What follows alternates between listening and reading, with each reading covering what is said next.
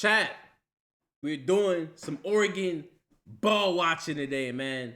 The real reason Dante Moore came back to Oregon. Is it Max Brown? Oh, hey, Max Brown, relax. Hold on. Whoa, wait. Okay, he's gonna explain us a lot of stuff of what bro.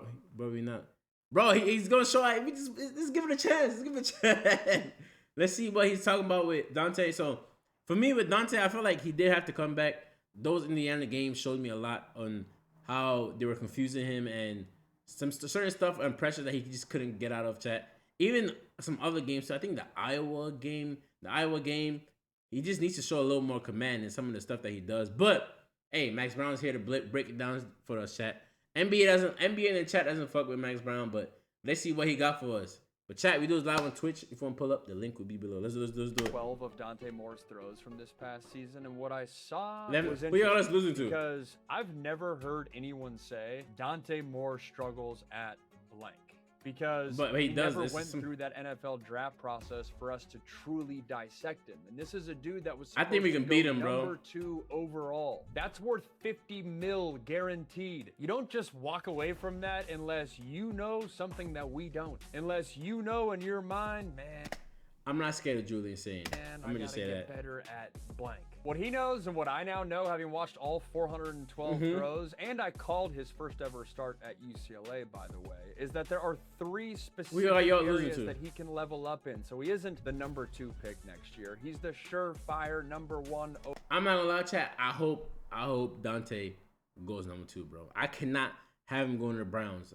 Bro, we cannot have Dante Moore going to the Browns, but I'd rather him go to the Jets because that Browns team. Fuck no, bro. Overall hell pick. No. Even if that means he's still probably heading to the New York. Oh yeah, Ole Miss. I know why he's returning to Oregon. And New York Jets. Not just NIL money. I'm not naive. That's a huge factor. But I found the areas of his game that he needs to level up before the 2027 draft, and it all starts with how he handles when defenses blitz him, because he's not great. See, that's what I'm saying, Chad. This is his main problem. That's what a lot of what Indiana did to him. They pressure him a lot. Both games, and he just looked like he was lost out there. Like the coverages through blitzing. Oh my god, it was so bad, chat. In this area, it's not that he's bad, but when no I Browns. see a dude that's like, Wait, Dante Cook when they blitz went to Ole Miss. Shows up here in the Indiana game to end the season.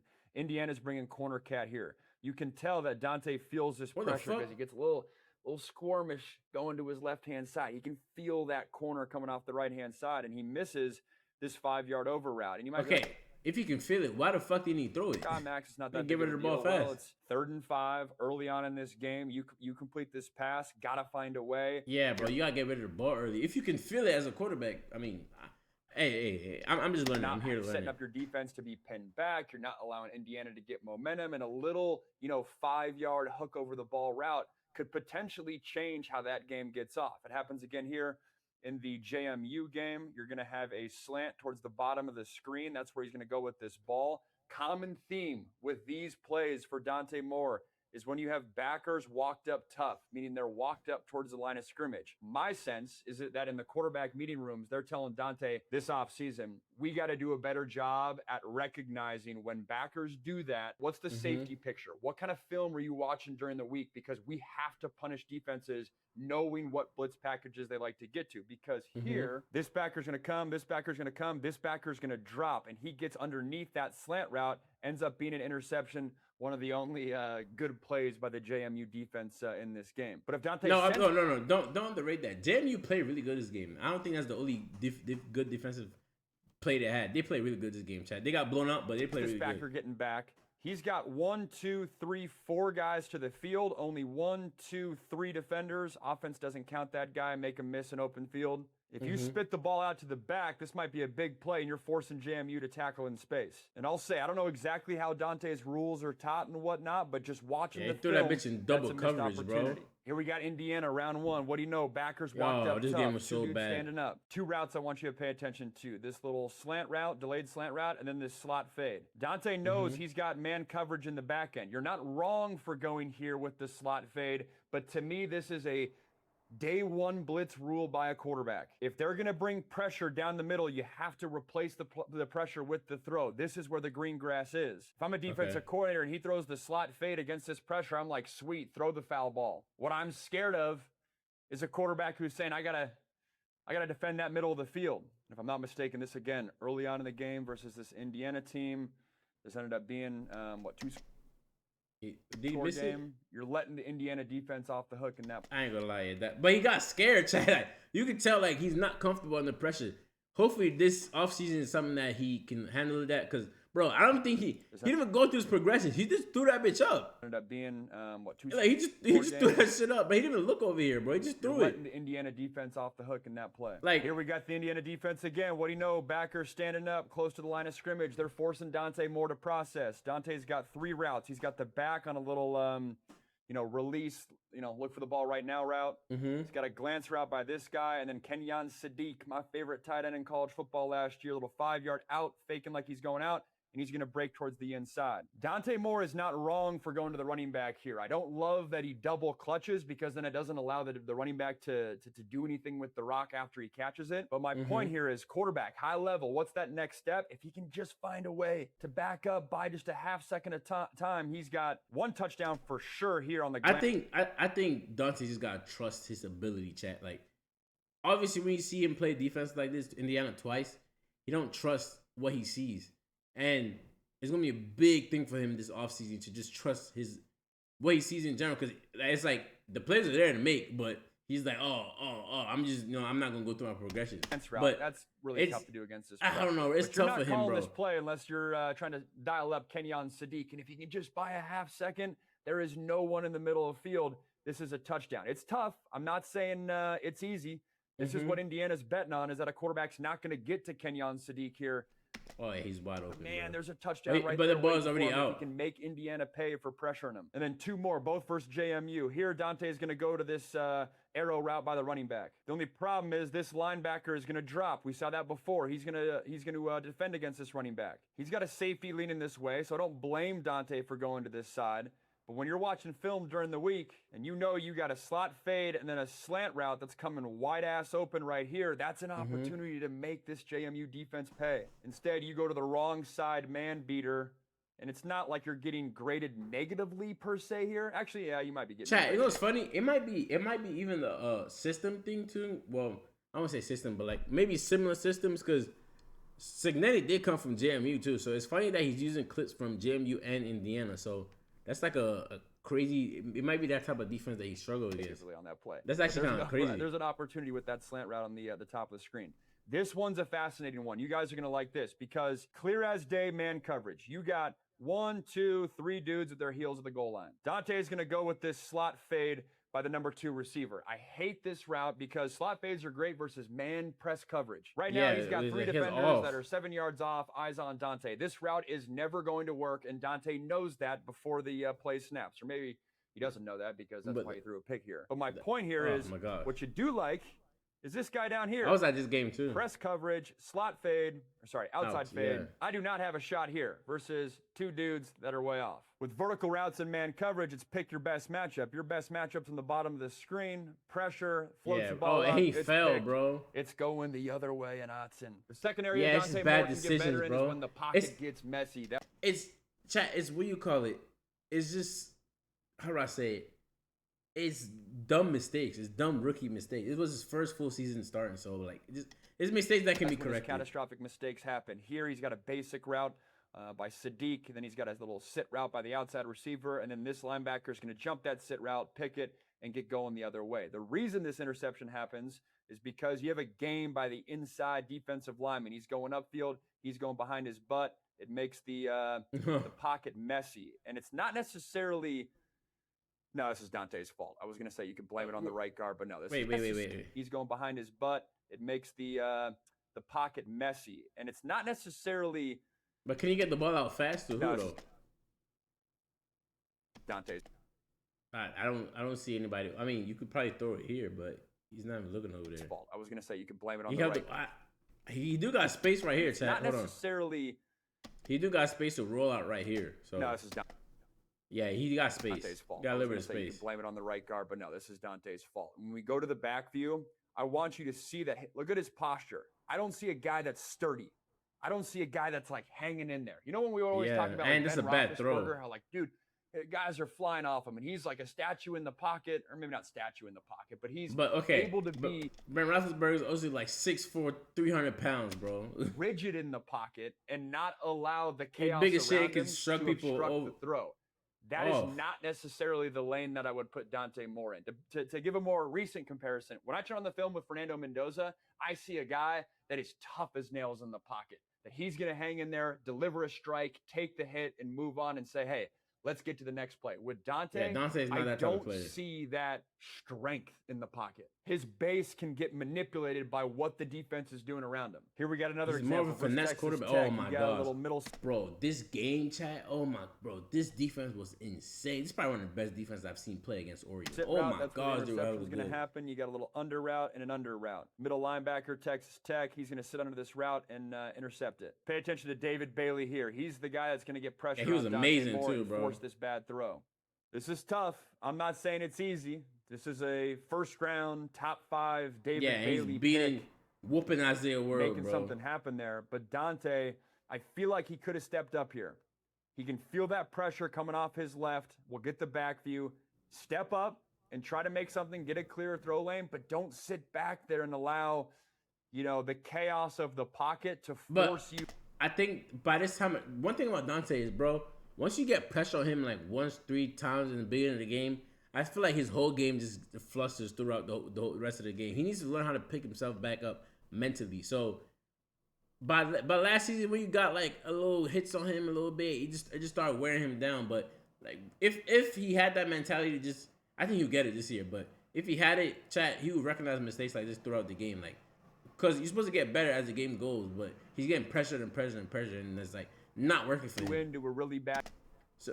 I mean, stepping up right here, up bro. I think he's got the mobility. That doesn't need to happen. Here, this is the coaching point. Against when USC I was is at crazy. USC, ironically, this is a USC clip of, hey, when you're in the quarterback room, just find a way. It's not pretty. It's a messy pocket, but you got to check down there, find a way. He's going to play fake here. This running back's going to sit over the ball at 5 yards. A lot of pressure with Dante Moore in the pocket, but find a way to get your running back the rock here. Step up, be sturdy, Ben Roethlisberger style. Don't give me a little short arm, T-Rex arm throw. Hang in there and pick up this confidence, first down for your team via the throw, via the check down. It's good processing, but get up there, be sturdy. Yeah, gotta be more better race, better base. And this is one thing where this is actually a fast. I mentioned the Iowa game too, chat. Hey, I know ball, bro. I know a little bit, tiny bit. I see this being taught by new school quarterback trainers. I hate it because I think you run the risk of not stepping into your throw. And my point here is they're going to hit this 5-yard in route right in the slot. Dante Moore is going to try to, shortstop, middle infielder, throw this ball in there. The only problem is his weight gets going backwards. He hops back. He'll throw and then hop back. I think quarterback coaches teach that nowadays to be more athletic and less statuey. But the flip side is you run the risk. But I feel like if you more statue in the throw like that, it's a stronger throw. But not stepping into your throw, and it's like you step into your things like this happen where you throw an inaccurate pass. Or however you said. We'll get the back view, and I want you to check out his body language. Yeah, because don't get me wrong, Dante Moore's mechanics are clean. This is me being nitpicky because that's what we're doing in May in the offseason, wondering why this dude came back to school when he could have been the number 2 overall pick. It's good that he came back to school, bro. That, to me, shows a sense of timidness in the pocket. Maybe that's the word. There is a thread of timidness in the pocket. Yes. That's actually a very, very good, what you call it. I'm not gonna lie. Dante might he might be scared to get hit a little bit, and either you gonna get him touched or he gotta get over that. So, it's something. In this YouTube video, it is. I'm not saying he is a timid quarterback, but if he went through the whole he's a little process bit. It's fine. Fernando Mendoza, one of the talking points that I would have said is, hey, Fernando Mendoza, tough as nails in the pocket. Dante That's Moore, fun to say, though. Not necessarily saying that. And this last play right here is a combo of factor number 2, and then what we're going to talk about in factor number 3, which I'll get to. But right here, what does he do when the pocket gets messy? This, to me, I honestly should have started this segment with this play because this is the most concerning rep that I saw from Dante Moore. They're trying to dial up a little flood route to Kenyon Sadiq. There's some pressure from the backside, coming with the stand-up end. This defensive tackle's coming a little bit, but we'll get to the back view. This is not worthy of throwing what I call a little panic throwaway. Look at Dante Moore. He's going to basically kind of spike the ball into the turf. A little panic, and he spikes it into the turf. That to me is oh my gosh, the ball into the turf. He got is that Jamari? Little panic. Actually, I don't say Jamari because you got a linebacker here. And you could go deep. Spikes it into the turf. That to me is not spike the ball into the turf worthy because you have explain to us, Max Brown. Coming open, or yeah, but you also have a linebacker right here, so I mean, he can make the throw though. He can make the throw. He can do something with your legs, with your mobility. Step in the pocket, try to make. He got him open We'll get too. the back view, and you'll know exactly what I'm talking about. And I know you're in fringe red zone. Don't take the sack. You're on the road, rivalry game, CFP stakes on the line. I get the deal, but #1 overall picks, future NFL draft pick. Right there, he has already decided to throw the ball away completely. To me, I mean, down here, you have a flood route coming open. Can you drift back just a little bit and maybe try to deliver this throw? But if you drift back, you have him chasing you. And it's not the throwaway that I hate. It's the nature of like the panic throwaway. Because yeah, I know this. But he's a little bit. He's a little bit of a timid quarterback, bro. It's okay to say it. Defender, you know, he's. I think that's what I'm taking from this video. Yeah, this end's coming, but I don't think this is panic throwaway territory at this point. It's like almost intentional grounding. That is the perfect lead into my final area where I think Dante Moore can get better, and that's his mobility, which might sound weird because you might be sitting there being like, yo, Max. No, I understand it because it's weird, but chat, Dante's so much better. He's so much of a better athlete, but I don't think he uses enough of his athletic traits to make plays, bro.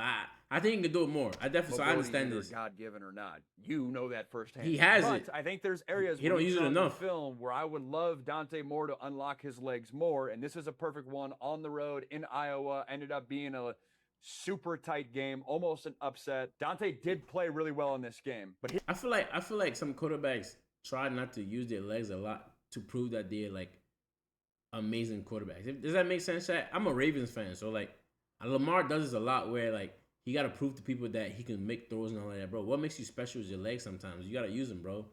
I think it's fine. Like, fuck all those people, like, making those, what do you call it? Those, how do I say it? Those criticism of you talking about them throwing the ball. If you got legs, bro, you got to use them. Use them to make plays. That's fine. This is a missed opportunity, and it's interception because they're going to have a little bender route in this slot. This corner on the top is going to be a 2-for-1 corner, meaning he's trying to guard both outside and the slot receiver at once. He's going to undercut this ball, and it's an interception. The reason I bring it up is this defender on the inside, this defensive tackle is going to loop around. And I think Dante Moore knows he's in trouble with this concept. He knows that he's going to have to throw an absolute dime to even have a hope here. Again, this was cold, rainy, windy game. Dante Moore's gearing up to throw. Right now, he's already pulled the trigger. Reason I'm bringing this play up is this is a defensive tackle in his face with absolutely no contain to his left-hand side. Bro. You're in field goal range. You cannot throw a pick. You know it's going to be a low-scoring game. I think the coaching point here in the Oregon quarterback meeting rooms is, hey, use your mobility. Break contain. Buy yourself a extra half second and then allow this play to develop so then you can feel this corner coming in as a 2-for-1 corner because he knows this is coming. I think you could break contain, make this defensive tackle miss, potentially run for 10 yards and help yourself you got out, whole left side open. Remain a passer. Maybe you get this receiver to come break back down, get a comeback route, but what you can't have happen is an interception like we saw right here. So it's not that I'm asking him to be Lamar Jackson. I'm just allowing him to have that better feel where his legs can become more of a factor because Dante Moore right now is a surefire like pocket passer in my mind. But I think he has the ability to be a little bit more dynamic. He can. He just don't do it. UW play a little bit. Interesting play call here. They're going to put this running back on like a vertical one-on-one with this defensive end who ends up running with them, and he's coming wide open. There's an opportunity here. They also have what looks like to be a tight end screen here with Sadiq and then this right tackle trying to block. But the right tackle doesn't get downfield. I don't know. It's goofy. But the reason I bring this play up is because I think Dante gives up on this play too early. Right here, he's got some pressure in his face, right? You know, this dude's coming from his left-hand side, but it's not panic mode. It's not chaos mode. He throws the ball. The ball's already away out of his hands right now. But I mean, it's not a bad throw. This receiver, this running back, who's going one-on-one with the defense. Is that like a fucking deep tackle or linebacker? Ben is coming wide open for a potential touchdown catch there. He threw it to the wrong. People, the football gurus, which if you're watching this far, you're probably one yourself, or at least a football hardo. You might be saying, you know what, Max?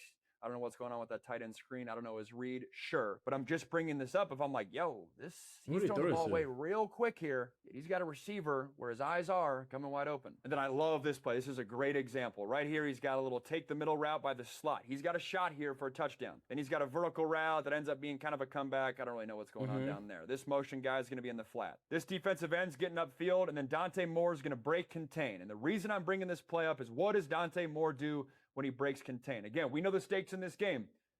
Fringe red zone. Go. Got to come away with some points. Can you make a play? Right here, I think there's a shot here. This would be an absolute dime and a really tough throw. Which he can make. You could backline this, allow the number 2 to go up and get a rebound. There's some potential there. This defender's heels are flat. Maybe something there. All right, he doesn't like that. Cool. Dante, you're breaking contain. This dude's a defensive tackle. Can you outrun him? Or, as we'll see when I play it, this defensive tackle goes 90-degree angle. I think there's a world where he potentially can make a play, cut up field. Dante could get 7 yards and move on. He doesn't. That's all good. He breaks contain right here. Right here, what are you doing? Ooh, I think big-time quarterback, maybe get some depth in your drop here. You make this throw right there. Yes, sir. Rifle a throw can make that throw right on the sideline here where only this comeback receiver can get it. Or maybe you feel this backline guy say, maybe there's something here. Again, let me sprint out, get a little bit more depth, see if I can buy some time and have the picture get a little bit clearer. Don't forget, like I said, I think there was a world where he could have cut up into this lane as well. Not saying he's Lamar Jackson, but I am saying he has mobility. Instead, he throws against his body a little bit. That's a chaotic throw. Bad throw. You know, to me, when I'm watching this play, I don't think it's crazy to say, you know what? There could have been a completion on that play if he unlocked his mobility and trusted his ability to be a playmaker a notch more. Dante Moore said on SportsCenter when making his decision that his life has always been about being the most prepared as he can be for any situation he goes into. But yeah, you know, with this decision, you know, mainly all my life, it's kind of just been, you know, makes sense for me to come back as I can for any situation make a lot of I go sense. into. And when it comes to me just making my decision, of course, I want to feel most prepared and, you know, this is best for my situation, especially as a quarterback. And with my decision, it's been very tough. I prayed a lot about it, talked to many people, my mentors and people I just look up to. And with that being said, of course, I'll be coming back to Oregon for 1 more year. This video is not me being a hater on Dante Moore. It's not. We understand. That are saying, yo, Dante Moore is an absolute baller. The purpose of this video is I've never really heard anyone say, hey, this is where Dante Moore needs to get better. And now we both know what he needs to work on. And I think he's making the right decision by coming back to school, even if that means he's passing up 50 mil. If you like this video, do me a solid. Hit the like button down below. Subscribe to the channel to not miss any Go videos. sub to him, man. Go sub to him. Someone whose NFL team might be in the market for Dante Moore next year. This is an amazing video. I'm not gonna lie. Frame because the video on that frame is recommended just for you. See you on the next vid. W chat. That is the perfect clear because you might be. I just started the video all over again. But chat, I'm not gonna lie. I thought it was a really good decision for Dante to come back. I thought it was a no-brainer from what we saw, how the games we lost. I think Dante could have played a lot better in the games that we lost. And it's obvious that he's just not ready. And it's fine, bro. It's okay to admit it. I know people want to throw out the money. Jets fans were mad on Twitter, like, bro, chat, they were cussing him out and everything. But you gotta make the decision that's best for your career. And I feel like some of those stuff that he just talked about can be fixed. I feel like Dante is a little bit timid in the pocket. Like, he's a timid quarterback. He don't want to take hits sometimes. It's fine. Like, it's fine. But I think some of these things can get fixed. I feel him on him using his legs. I feel like Dante is way more athletic than he gives himself credit for. Credit for, and he can use his legs to make throws, extend plays, and everything. So next year, I'm expecting a different version of Dante. He's already a talented quarterback. Half of those throws that he didn't make, he can make. I just think being the first-time quarterback, starting the full season, not half of the season that he played at UCLA, does play into a factor. So I'm excited to see what he can do next year. But chat, let me know what y'all thought about the video, what y'all think Oregon's going to do this year. This is for my Oregon fans in general. But don't forget to like, comment, subscribe. Shout out Max Brown. And hit the bell for more videos.